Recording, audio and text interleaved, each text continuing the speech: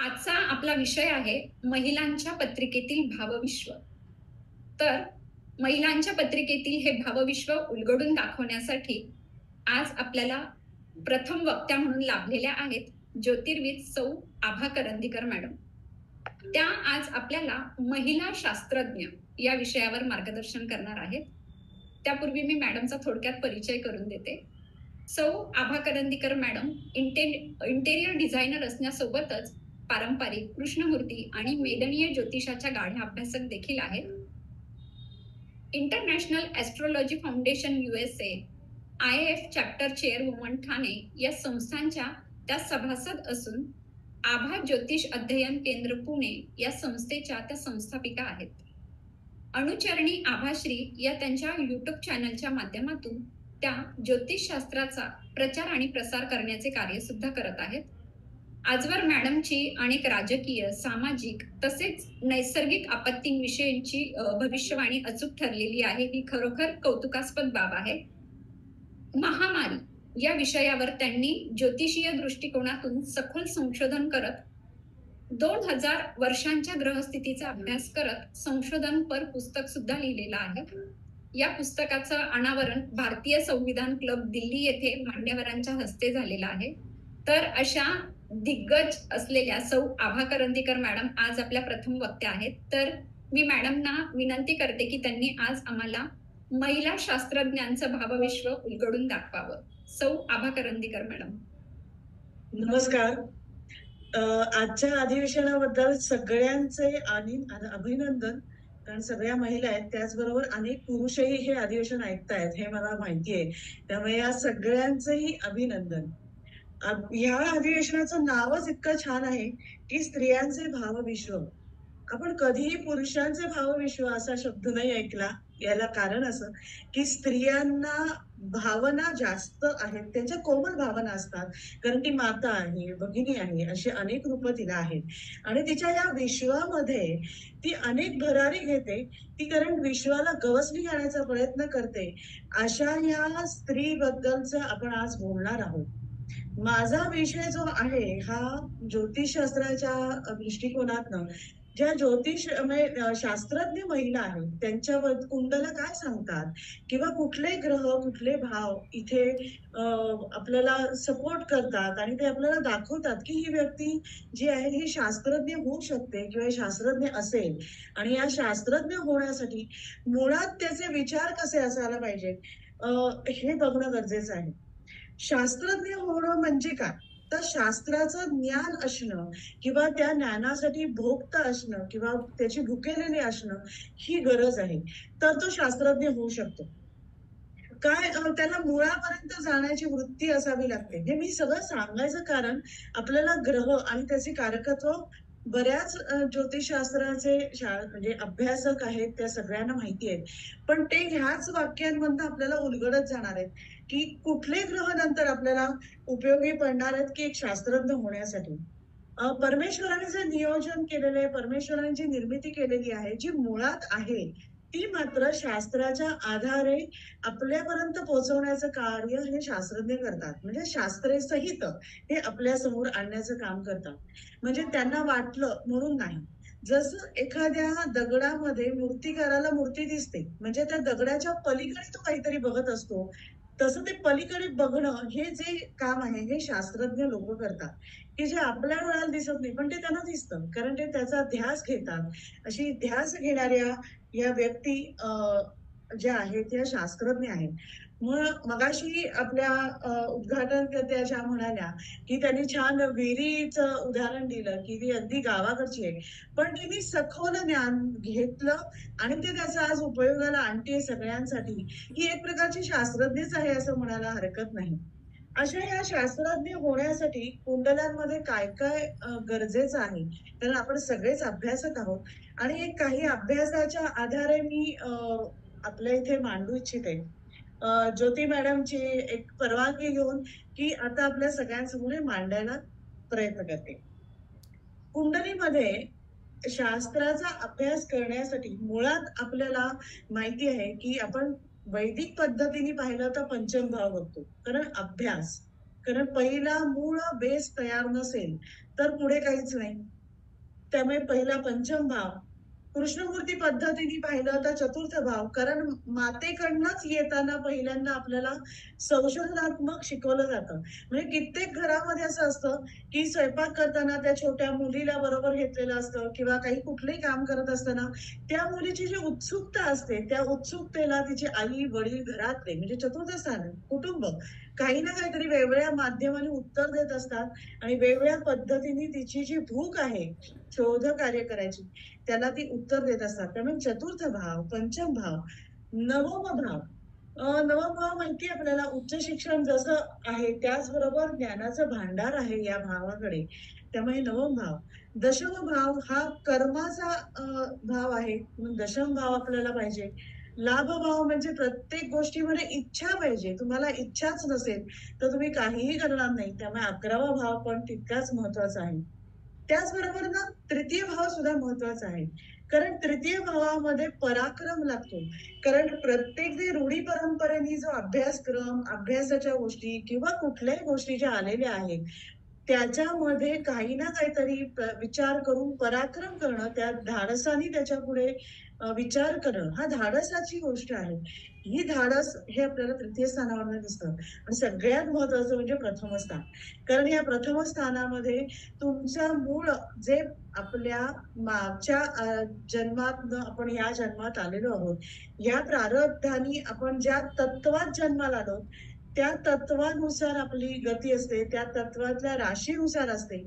मग चर आहे, स्थिर आहे, द्विस्वभाव आहे. या सगळ्या ज्या आहेत किंवा तत्व आहेत. वायुतत्व आहे, अग्नितत्व आहे. अग्नितत्वाची व्यक्ती ही अग्नीवर जातो. त्यामुळे ती व्यक्ती उंच परारी घेण्यासाठी, आकाशाला गवसणी घालण्यासाठी प्रयत्न करते. वायूचं तसंच आहे, की ती काही थांबणार नाही. त्याला सतत वेग हवा असतो. असे अनेक आहेत. जल आहे, जलतत्वाची सुद्धा एक वेगळं वैशिष्ट्य आहे. जो नदी आहे ती खळाळती आहे. ती कधी थांबत नाही. कारण कुठल्याही पाण्याला थांबणे हे आवडत नाही. पण ती कुठल्या तत्वात आहे आणि कुठल्या विषयाबद्दल संशोधन करणार आहे, ह्या गोष्टींचा आपल्याला एकत्र सांगड घालावी लागते, जेव्हा आपण कुंडलीचा अभ्यास करतो. हा झाला आपण भावाचा विचार केला. ग्रहाचा विचार करताना आपण बघूया, की सगळ्यांना माहिती आहे, की बुध हा बुद्धीचा कारक आहे. सगळ्यांना बुद्धी असते. मग या बुद्धीमध्ये जेव्हा बुद्धी काय असते, तर आपण याचा विचार केल्यानंतर चौकसता असते.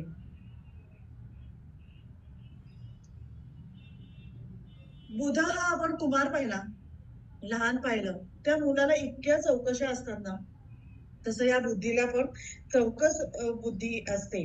वाचा आहे, जे मनात आहे ते बोलण्याची इच्छा पण हा बुध देतो. प्रत्येक ग्रहाचं नक्षत्र काय आहे? म्हणजे नेहमी मला असं वाटतं, की आपण आपल्याला ज्योतिषींनी किंवा सगळ्यांनी आपल्याला शिकवलंय, की नक्षत्र बघा. त्याचं चरण बघा. हे का?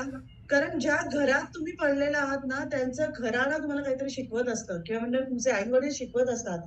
तसं त्या ग्रहाचं जे नक्षत्र आहे ना, ते तुम्हाला काहीतरी सूतवाचक करत असतं. त्यामुळे हे नक्षत्र, त्या ग्रहाची बलाबलता, नंतर त्याची दृष्टी, त्याच्यावर कुठल्या ग्रहाची दृष्टी पडती आहे, कुठल्या भावात, मगाशी मी म्हटलं तसं, की कुठल्या तत्वात तो ग्रह आहे, या सगळ्या गोष्टींचा आपल्याला विचार करायला पाहिजे. हा झाला फक्त एक बुध, की जो बुध सगळ्यांना आहे. मग हा वेगळा त्याला जोड कोणाची लागते? तर गुरुची. मगाशी जोशी मॅडम म्हणाले तसं, की गुरु. त्याला सगळ्या कुंडल्यांमध्ये गुरु विशेष दिसला. कारण गुरु हा अ, बृहस्पती आहे. तो ज्ञानाचा भांडार आहे. कारण तो ज्ञान जो देतो ना, तो चांगलं ज्ञान देतो. कारण हा देवांचा गुरु आहे. त्यामुळे उत्तमातलं उत्तम ज्ञान देणारा हा गुरु अ, ग्रहण करण्याची क्षमता वाढवतो. बुधाला बुद्धी आहे, पण गुरुकडनं ते ग्रहण वाढतं. तत्व आहे, स्थान आहे, बल आहे. या सगळ्या त्या गुरुच्या आपण गोष्टी घेतल्या पाहिजेत. गुरुला एक स्वतंत्र विचार असतात. गुरुचा अधिक म्हणजे गुरुची विशेषतः ज्या कुंडलीमध्ये आहे ना, त्यांचे एक स्वतंत्र विचार असतात. ते तुम्हाला नक्की लक्षात येईल. आणि एक प्रकारचा अधिकार आहे. कारण गुरूंना हा अधिकार असतो आणि असतोच. त्यामुळे बुध झाला, गुरु झाला. शनी आणि केतू. मी केतू का म्हटलं? कारण ताकद आणि शनी चिकाटी. ह्या ज्या संशोधनाच्या गोष्टी आहेत ना, याला प्रचंड चिकाटी लागते. अत्यंत अपयश येतं अनेक वेळा आणि कधीतरी एखादा शोध लागतो किंवा कधीतरी सुप्त काहीतरी सापडतं. पण यासाठी जी चिकाटी आणि एक शांतता जी लागते ती शनीकडे आहे आणि त्यासाठी शारीरिक ताकद जी लागते, ती सातत्याने धडपड करणारी ही केतूकडे आहे. रवी आहेच प्रसिद्धीचा कारक आहे. कारण हे सगळं झाल्यावर त्याला प्रसिद्धी मिळायलाच पाहिजे ना, मान-मरातब मिळायला पाहिजे आणि या प्रत्येक त्यांच्या ज्ञानावर प्रकाश टाकणारा हा रवी आहे. स्वतंत्र विचारी आहे आणि ही लोकं सरकारी काय म्हणूया संस्थांशी निगडीत असतात किंवा सरकारी कामाशी संबंधित काम करताना दिसतात. या सगळ्यामध्ये हर्षल म्हणजे नवग्रहाच्या व्यतिरिक्त हर्षल, नेपच्यून, प्लुटो यातला महत्वाचं काम करणारा म्हणजे हर्षल. संशोधनाचा कारक आहे, आधुनिकतेचा कारक आहे. जे साचेबद्ध आहे, त्याला अचानक तडा देऊन पुढे जाणारा हा हर्षल आहे. अचानक उलथापालथ करणारा हा हर्षल आहे. जेव्हा बुधगुरूवर हर्षलाची दृष्टी येते किंवा कुठल्याही प्रकारचा संबंध येतो, तेव्हा तो अचानक शोध लावायला किंवा अचानक काही ना काहीतरी त्याच्या संदर्भात काम करायला लावतो हा हर्षल आहे. आपण या महिलांबद्दल का बोलतो? कारण मगाशी आपण सगळ्यांचं ऐकलं तसं, की या महिला ज्या शास्त्रज्ञ आहेत, त्यांना कुटुंब आहे.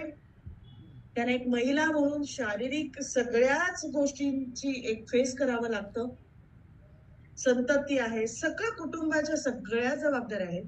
त्याचबरोबर जेव्हा ती शास्त्रज्ञ असते ना, तेव्हा ती 24/7 काम करते. म्हणजे आपण अनेक लोकं पाहिली, महिला पाहिल्या, की नोकरी करतात, वेगवेगळ्या पदावर आहेत. पण शास्त्रज्ञ कधीतरी काहीतरी सुचतं, मग त्या लगेच रात्रीत उठून बसतात आणि शोध लावायला लागतात किंवा त्याच्याबद्दल काहीतरी लिखाण करतात. म्हणजे त्या 24/7 असतात. पुढे मी एका महिलेच्या बद्दल सांगणार आहे, की त्यांनीच हा उल्लेख केला होता, की आम्हाला 24 तास आम्ही काम करतो. कुठल्याही पुरुषांव्यतिरिक्त आम्हाला म्हणजे पुरुषांना जसं ट्रीट केलं जातं त्या संशोधनाच्या संस्थेमध्ये तसंच सेम आम्ही वागतो. आम्हाला महिला म्हणून वेगळा काहीही ट्रीट केलं जात नाही, काही आम्हाला वागवलं जात नाही. हे आपण सगळ्यांनी लक्षात घ्यायला हवं. कारण महिला अधिकाराच्या नावाने काहीतरी आपण हे न घेता तितक्याच जोमाने उभं राहायला पाहिजे. हे मला त्या शास्त्रज्ञांकडनं आवडलं. हे बघताना आपल्याला या सगळ्या ग्रहांचं मी मगाशी म्हटलं तसं, की नवमोशात कुठे कसे आहेत, गोचर काय आहेत, दशा काय आहेत, अशा अनेक गोष्टी आहेत, की तत्व या सगळ्या गोष्टींचा आपण विचार करणार आहोत. हे करत असताना शास्त्रज्ञ ह्या ज्या शास्त्रज्ञ म्हटलं तर त्या वेगवेगळ्या त्याही कुठल्यातरी गावातनं आलेल्या आहेत. म्हणजे काही शहरातनं शिकल्या आहेत, काही गावातनं आधी मूळ शिक्षण त्याचं छोट्या एका गावात झालेलं. मग कोणाचा तरी त्यांना आधार मिळाला. कारण त्यांच्या ह्याच्यात तो रवी आणि या सगळ्या गोष्टी असल्यामुळे कुठेतरी त्यांना तो सपोर्ट मिळत गेला. आणि अशा ह्या व्यक्ती मग शहरात आल्या, शहरातलं शिक्षण घेतलं. आपण सगळेच जण शहरातनं शिक्षण घेतो किंवा गावातनं शिक्षण घेतो. पण त्याचा आपण किती वापर करतो, हा एक मोठा प्रश्न आहे. पण ह्या महिलांनी त्याचा इतका अचूक वापर करून घेतला आणि त्या आज आपल्या देशामध्ये आपल्या शास्त्राच्या आधारे वेगवेगळी संशोधनं मांडत आहेत आणि वेगवेगळ्या आंतरराष्ट्रीय पातळीवर ह्या महिलांचं खूप मोठं नाव आहे. अशा ह्या महिलांबद्दल आज आपण थोड्याशा एक कुंडल्या बघणार आहोत. त्यातली पहिली कुंडली बघूया. स्क्रीनवर शेअर करू शकता? कल्पना चावला यांची. दिसते. हो, दिसेल. कल्पना चावला ह्या महिला शास्त्रज्ञ ज्या आहेत, ह्यांचं मुळात शिक्षण हे एरोस्पेस इंजिनियर त्या झालेल्या होत्या. ह्यांच्याबद्दल आपण जर डिटेल माहिती घेतली, तर त्या 1962 चा जन्म आहे त्यांचा 17 मार्चचा आणि दुर्दैवाने आपल्या सगळ्यांच्याच दुर्दैवाने म्हणूयात, या इतक्या मोठ्या शास्त्रज्ञ काही या स्पेसच्या ह्याच्यातच जाताना येताना आपलं कार्य करून परत येतानाच त्यांचा अपघाती मृत्यू झालेला आहे, जो आपल्या सगळ्यांना माहिती आहे 2003 साली. आता आपण मगाशी मी म्हटलं तसं, की ह्या व्यक्तींच्या कुंडल्या आपण सगळ्या बघताना पहिली तत्व काय आहे, त्यांच्या कुंडल्या लग्न काय सांगतं, आणि शिक्षण काय सांगतं ह्या सगळ्याबद्दल आपण बोलूया. आपल्या समोर जी ही कुंडली दिसती आहे, तर या कुंडलीमध्ये कर्क लग्न आहे आणि लग्नी हर्षल आहे. जे मगाशी आपण पहिलं बघितलं तसं. हर्षल.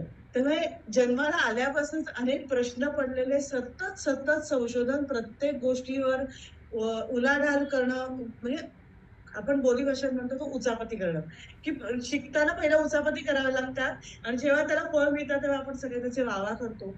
जोपर्यंत फळ मिळत नाही तोपर्यंत आपण सगळे घरातले लोकं म्हणतात, "काय किती प्रश्न पडलेत या मुलीला." तसं याही यांना पडलेले प्रश्न हे जन्मजातच आहेत, असं आपल्याला दिसतं. त्यामुळे चौकस वृत्ती होती यांची ही आपल्याला लग्नातल्या हर्षलावरनं दिसते. यांच्या मकरेचा शनी आहे, पण महत्वाचे जे ग्रह आहेत त्यांच्याकडे आधी आपण लक्ष देऊया आणि मग बाकीचे अनुषंगाने भावाकडे जाऊया. मकरेचा शनी वक्र आहे. स्वगृही आहे, हे आपल्याला सगळ्यांना माहिती आहे. त्यामुळे मॅनेजमेंट उत्तम असणार. काय असतं, की शास्त्रज्ञ जरी असला तरी तो गबाळा असून चालत नाही. कारण त्यांना सूत्रबद्धता ही त्यांच्यासाठी त्यांच्या अंगी असणं गरजेचं आहे. मॅनेजमेंट. मग ती ही मॅनेजमेंट उत्तम पद्धतीची ही स्वगृही असलेल्या शनीची आहे. त्यात तो वक्री आहे. त्यामुळे शिस्तबद्धता आणि मॅनेजमेंट हा त्याचा विशेष आपल्याला इथे दिसतो. याच मकरेचा गुरु आहे वक्री. सप्तमात आहे आणि याची लग्नावर दृष्टी आहे. आणि हा कोणाबरोबर आहे? तर चंद्राबरोबर आहे. मी बरोबर आहे शब्द वापरते कारण इथे युती दिसत नाही. पण बरोबर असलेल्यांचा सुद्धा आपल्याला परिणाम होताना दिसतो. चंद्र हा मनाचा कारक आहे. त्यामुळे ह्या मनाच्या कारक असलेल्या चंद्राबरोबर जेव्हा गुरु आणि शनी सारखे ग्रह आहेत, तेव्हा ते काय देतील? तर गुरु सप्तमातला हा असलेला अत्यंत चिकाटी शनीची चिकाटी देतो. गुरुचं आहे ते ज्ञानपिपासू वृत्ती देतो आणि कामात सुसूत्रता आपण आपल्याला दिसतेच आहे आणि त्याच्यावर हर्षलाची दृष्टी आहे. आता आपण याच्यावर उलटी दृष्टी बघतोय किंवा हर्षलावर गुरु शनीची दृष्टी दिसते. म्हणजे दोघांची प्रतियुती असल्यामुळे आपल्याला दिसतं. जेव्हा गुरुवर हर्षलाची दृष्टी असते ना, तेव्हा तो ज्ञानामध्ये संशोधन हा विशेष काम दिसतं. कारण हर्षलाची ज्याच्यावर दृष्टी आहे, तो त्या विषयामध्ये सखोल ज्ञान घ्यायला भाग पाडतो, असं आपल्याला दिसतं.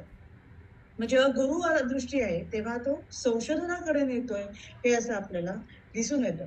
चंद्र जे आहे, तो चंद्र आहे श्रवण नक्षत्रातल्या 4थ्या चरणावर आहे आणि चंद्राचं कर्क नवमांशी आहे, हे असं आपल्याला दिसून येईल.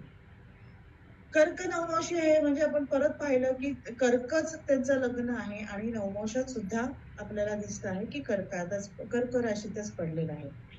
कर्क राशीची आपल्याला तत्व माहिती आहेत, की तीही तितकीच संशोधात्मक वारंवार आपल्याला हे काम करणारी अशी ही दिसते कर्क राशी आणि त्याचाच मला चंद्र आहे. अ, ही लोकं शांत असतात, त्याचबरोबर प्रेमळ असतात, पण तितकीच जिज्ञासू असतात, असं आपल्याला दिसून येईल.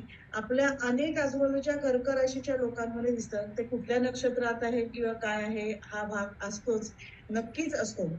या इथे आपल्याला पंचम स्थानाकडे आपण जाऊयात. आपल्याला मगाशी म्हटलं तर पहिलं पंचम स्थान बघूया. शिक्षणाच्या दृष्टीने मूळ शिक्षण काय आहे? तर पंचमेश आहे हा मंगळ आहे. वृश्चिक रास आहे. वृश्चिक रास मुळातच गूढता आपल्याला दाखवते. जे गुप्त आहे ते शोधण्यासाठी आपल्याला म्हणजे वृश्चिक रास ही अत्यंत गरजेची असते आणि ही रास पंचमात पडलेली आहे. ह्या राशीचा स्वामी जो आहे हा मंगळ हा कुठे आहे तर सिंह राशीमध्ये आहे. मंगळासाठी सिंह राशी उत्तम आहे कारण ही अग्नितत्वाची रास आहे. मगाशी आपण म्हटलं तसं की अग्नितत्वाची रास ही तुम्हाला वरती नेण्यासाठी आपल्याला उपयोगी पडते. त्यात तो मंगळ पण आहे, अग्नितत्वाचा कारक आहे. त्याची राहू बरोबर युती आहे. राहू ना अ, महत्वाकांक्षा दाखवतो. राहूबद्दल आपण वेगवेगळ्या पद्धतीने विचार करतो, की राहूची दशा असेल तर काय? राहू गोचरीने कुठल्या भावावर येतो? अशा अनेक गोष्टी बघतो. पण जेव्हा आपण अभ्यासाच्या बाबतीमध्ये बघतो, तेव्हा आपल्याला हे लक्षात घ्यायला पाहिजे, की राहू या ग्रहांबरोबर असतो, तेव्हा तो भयंकर जिद्दीने, महत्वाकांक्षेने काही ना काहीतरी साध्य करण्यासाठी धडपड करतो असं दिसतो. मग त्यासाठी तो वेगवेगळी रूपही बदलतो. रूपं बदलतो म्हणजे या पद्धतीने संशोधन घे, तिथे नाही मिळालं तर दुसऱ्या पद्धतीने करून घे. ही जी बदलायची जी वृत्ती आहे ना, ही आपल्याला राहू इथे देतो. त्यामुळे मंगळ आणि राहू म्हणजे पंचमेशाबरोबर राहू आहे असं आपल्याला दिसतं. मंगळ जो आहे तो आपण जर ह्याच्यामध्ये पाहिलं तर वायू तत्वाच्या मिथुन राशीमध्ये पडलाय नववंश कुंडलीमध्ये, की लाभस्थानी पडलाय. म्हणजे मुळात इच्छा आहे, की पराक्रम करायची. मंगळ हा पराक्रमाचा कारक आहे हे आपल्या सगळ्यांनाच माहिती आहे. मंगळाचा नक्षत्र स्वामी केतू आहे. अ, म्हणजे लग्न कुंडलीच्या अष्टमामध्ये केतू आहे. म्हणजे परत आपण आलो अष्टमस्थानाकडे. म्हणजे नैसर्गिक कुंडलीप्रमाणे वृश्चिक रास आपली अष्टमात येते. पण ह्या कुंडलीनुसारही केतू मगाशी मी केतूबद्दल म्हटलं, की अ, कठोर बल किंवा ताकद ही इथे दिसते आणि हा केतू हा अष्टमात आहे. कुठल्या राशीत आहे? तर आपण पाहिलं तर वायू तत्वाच्या राशीत आहे. वायू तत्वाची ही तिसरी रास म्हणजे कुंभ रास ही आपल्यासाठी महत्वाची असते. जसं चढता क्रमाने महत्वाची असेल तशी ही कुंभ रास ही महत्वाची आहे. याबरोबर आपण जर नीट पाहिलं तर मंगळ आणि राहू जेव्हा एकत्र येतात, तेव्हा ह्या कुंडलीनुसार आणि त्याची अष्टमावर दृष्टी येते, तेव्हा अपघाती मृत्यू अशी गोष्ट दिसते, की जी या कुंडलीमध्येही आपण अनुभवली आहे. म्हणून मी मंगळ राहूचाही तुम्हाला इथे उल्लेख सांगत आहे. अ, गुरु जो आहे, गुरु शनी युती ही जी आपण पाहिली कुंडलीमध्ये सप्तम स्थानामध्ये गुरुची दृष्टी काय आहे तर 11, 1 आणि 3 या भावांवर दृष्टी आहे. कोणाची? गुरु. म्हणजे मी असे आपण जे जे भाव आधी विचार केलेले होते हे सगळे भाव गुरुमुळे ऍक्टिव्ह होताना दिसतात आणि या गुरुवर हर्षलाची दृष्टी आहे. शनीचा पण विचार आपण केला तर शनी 9, 1 आणि 4 या भावांवर ऍक्टिव्ह होतात. म्हणजे जे मगाशी आपण सगळे भाव म्हटले ते सगळे इथे गुरु, शनी आणि हर्षल हे आपल्याला इथे म्हणजे त्यांचे भाव तिथे चालू झालेले दिसतात. त्या भावांचं कारकत्व आपल्याला इथे होताना दिसतं. लग्न कुंडलीमध्ये आपण जर हे पाहिलं तर बुद्धीचा कारक बुध आपण पाहिला. हा म्हणजे काय म्हणूया की बुद्धीचा कारक बुध हा रवी बरोबर व्ययात आहे. कुठल्या राशीत आहे? तर वायू तत्वाच्या राशीत आहे. 12वं स्थान हे आपण आपल्यापासून लांब असं पाहतो. परदेश गमनासाठी आपण विचार करतो. 12वं स्थान. पण त्या इथे जेव्हा अभ्यासाच्या दृष्टीने आपण विचार करतो, तेव्हा आपल्याला 12वं स्थान हे पृथ्वीपासून लांब असा विचार करायला पाहिजे, असं मला वाटतं. सगळ्यात लांब काय असू शकतं? तर स्पेस. म्हणजे आपण जसं परदेश गमन जे आपल्या रोजच्या जीवनात बघतो, की आपल्या घरापासून लांब 9वं स्थान पाहिलं तर आपल्या राज्यापासून दुसरं राज्य म्हणून 9वं स्थान बघतो आणि परदेश गमन पाहतो, की सगळ्यात लांब की जिथे पटकन जा-ये करता येत नाही. आणि हेच पद्धतीचा जेव्हा विचार करतो, तेव्हा पृथ्वीपासून सगळ्यात लांब काय? तर स्पेस असं आपण इथे बघूयात. आणि वायू तत्वाशी संबंधित आहे, हे विसरून चालणार नाही. कारण हे जे आपण त्यांचं शिक्षण आहे, हे एरोस्पेस इंजिनियर आहे. म्हणजेच अशा पद्धतीचंच त्यांचं शिक्षण आहे, असं दिसतं. त्यामुळे इथेही त्यांचे बुध रवीशी संबंधित वायुतत्वात आल्यामुळे बुद्धिमान आणि शास्त्रज्ञ या गोष्टी दिसतात. इथे शुक्र जो आहे, हा शुक्र कल्पनेचा कारक, महान संशोधक बनवतो. हा शुक्र कृतिका नक्षत्रातला आहे. बुद्धिमत्ता कृतिका नक्षत्र म्हणजे रवीचं नक्षत्र आणि बुद्धिमत्ता कल्पकता देतो आणि विद्या विभूषित करतो. कुठला? शुक्र.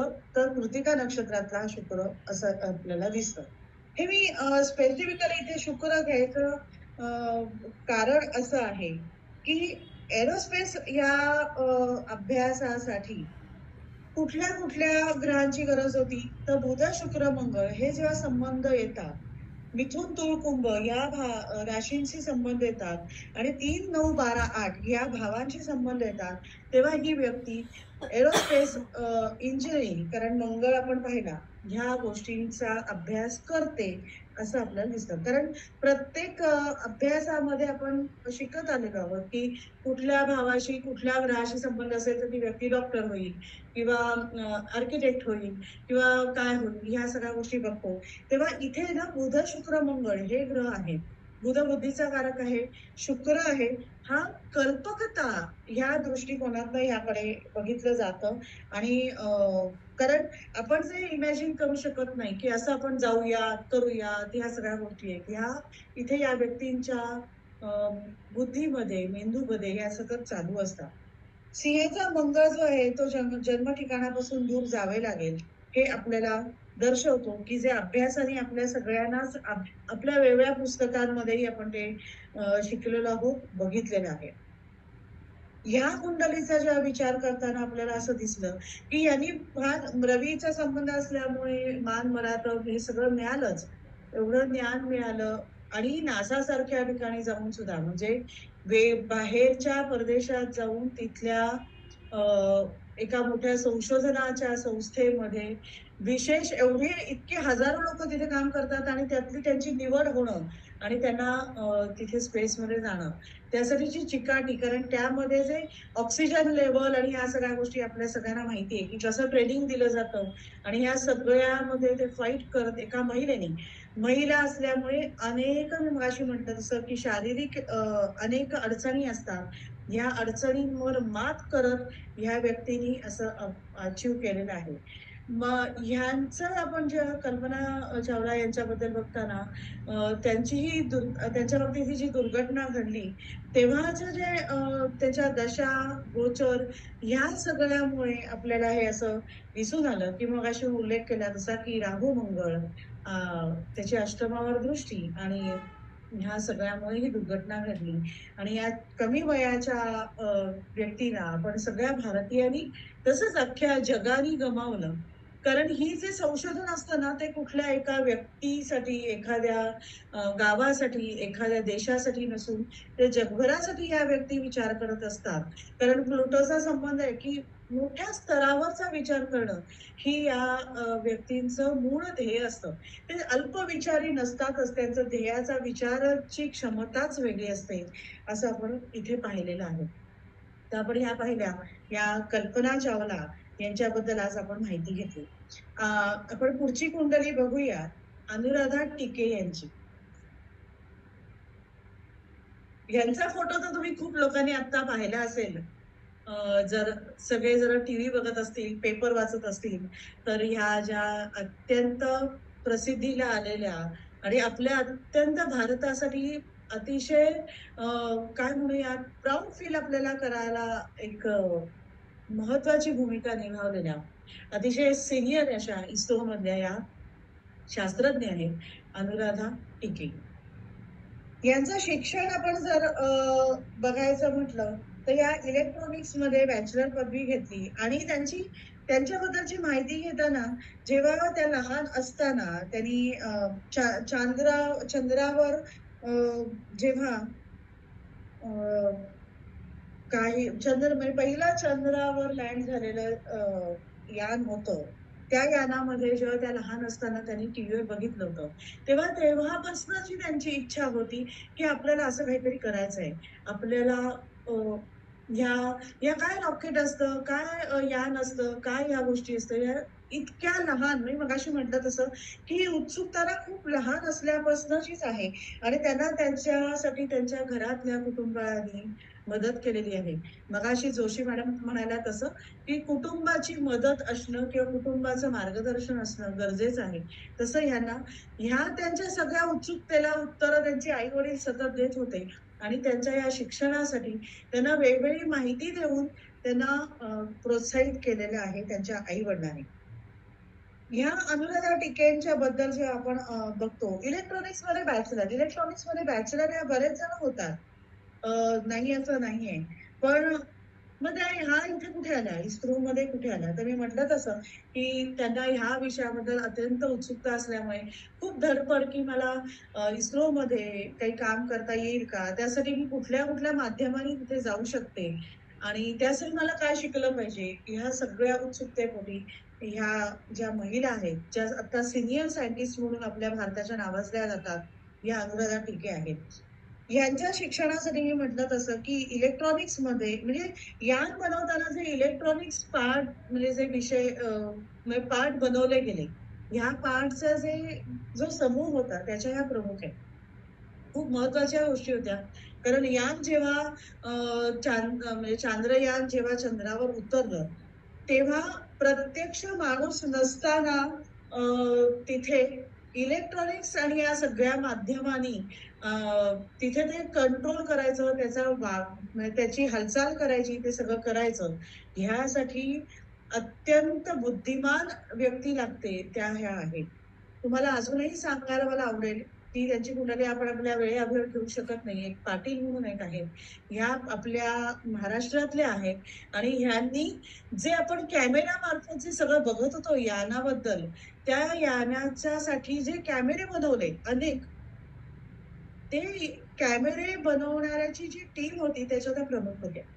म्हणजे त्याही एक महिलाच होत्या, असं मी तुम्हाला सांगेन. आता ह्यांच्या कुंडलीबद्दल बघूयात. ह्या इलेक्ट्रॉनिक्स बॅचलर होत्या. तर त्यांच्या या इंजिनिअरिंगमध्ये काय-काय ग्रह महत्वाचे होते? तर गुरु, बुध आणि मंगळ. मिथुन रास, धनु रास, कुंभ रास आणि मीन रास. हे जे ग्रह आहेत, या राशींमध्ये आहेत का?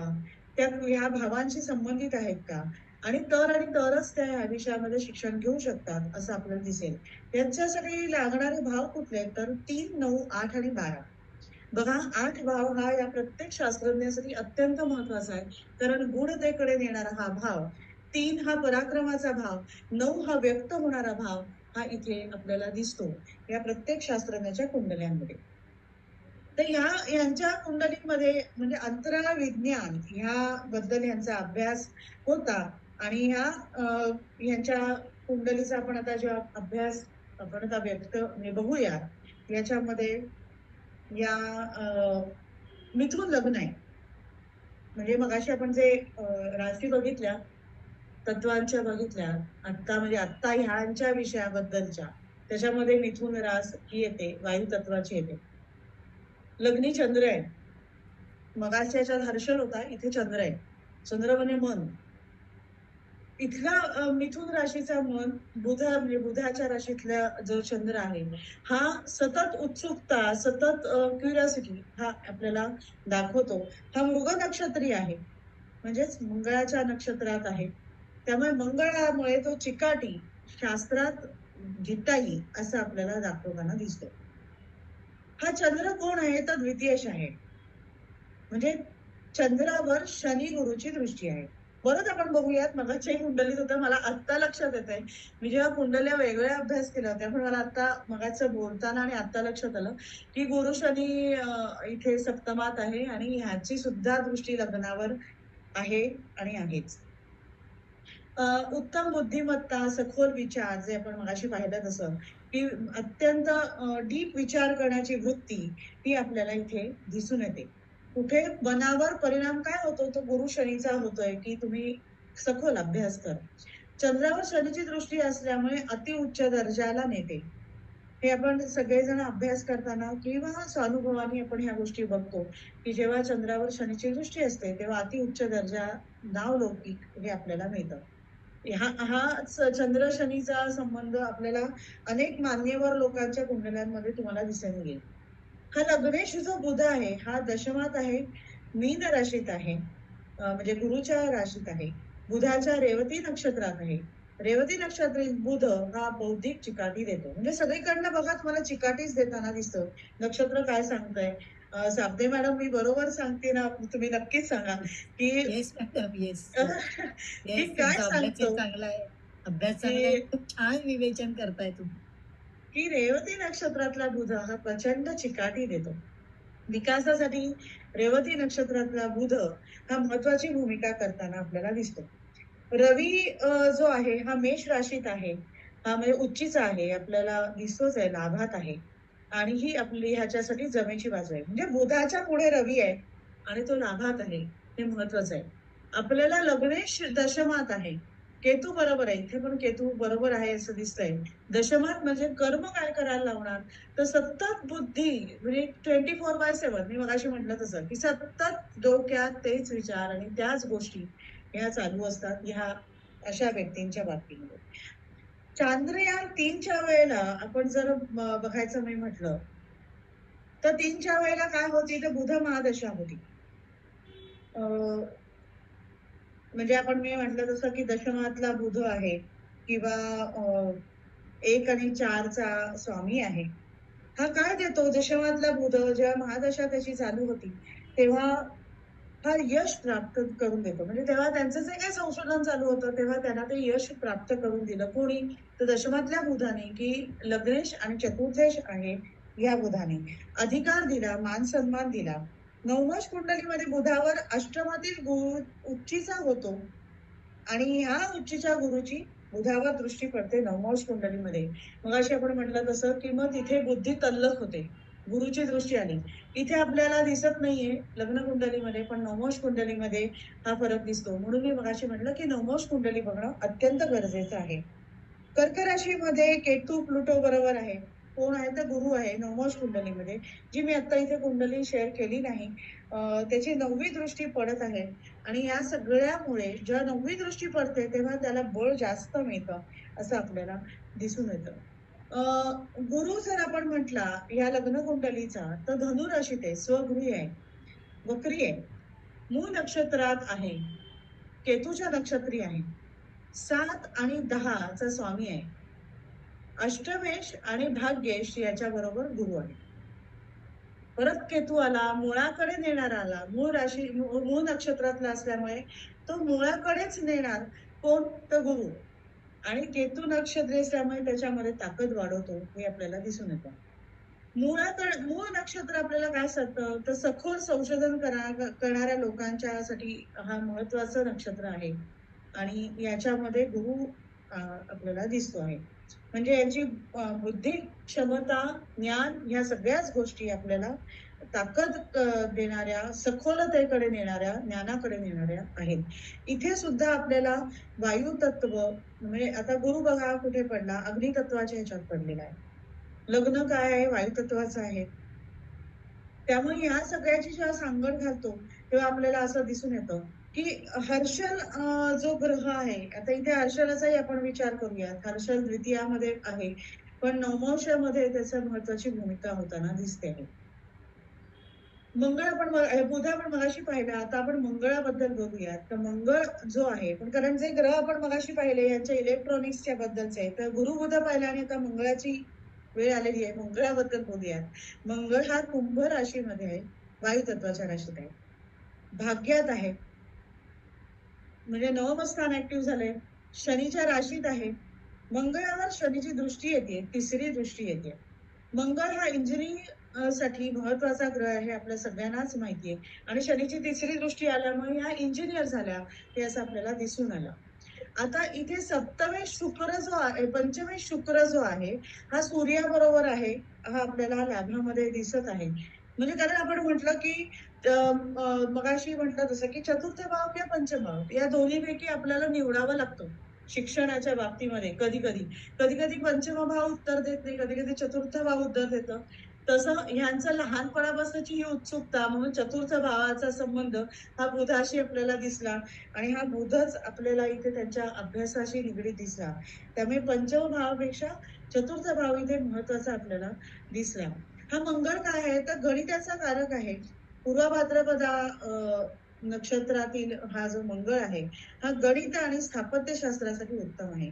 शास्त्रज्ञाला गणित येणं आणि गणितामध्ये मास्टरी असणं अत्यंत आवश्यक आहे असं आपल्याला दिसतं. चांद्रयानाच्या वेळी गोचर गुरु हा लाभातून जात होता. मूळ गुरुवर त्यांची 9वी दृष्टी येत होती. 3 आणि 5 भावावर दृष्टी येत होती. गोचर शनी भाग्यातून जात होता. त्याची रवी शुक्र या लाभातील याच्यावर दृष्टी होती. 3 आणि 6 भावावर दृष्टी होती. गोचर राहू बद्दल बघूयात, कारण महत्वाकांक्षा मला हे ध्येय गाठायचं यासाठी माणसाला महत्वाकांक्षा नसेल तर माणूस काहीही साध्य करू शकत नाही.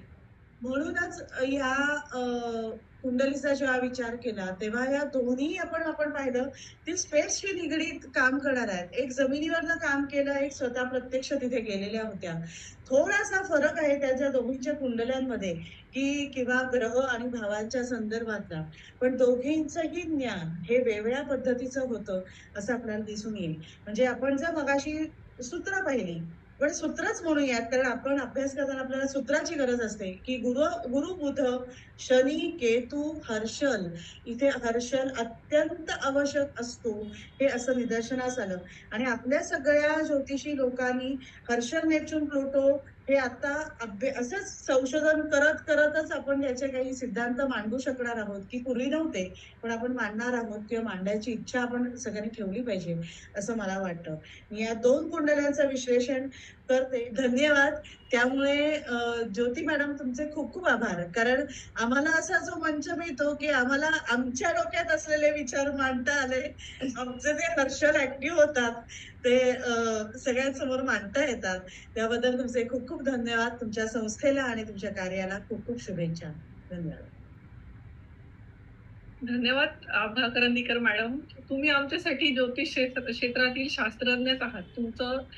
तुम्ही 2000 वर्षाच्या ग्रहस्थितीचा अभ्यास करून संशोधनपर पुस्तक लिहिलं आहे आणि त्याबद्दल तुमचं अभिनंदन. आणि शास्त्रज्ञ महिला 24/7 काम करतात. जसं पुरुषांनी कामं करावी लागतात तसंच त्या महिला शास्त्रज्ञांनाही कामं करावी लागतात. असे तुम्ही महिलांचं विश्व इतक्या सुंदररित्या उलगडलेलं आहे. त्याबद्दल अतिशय धन्यवाद आपला.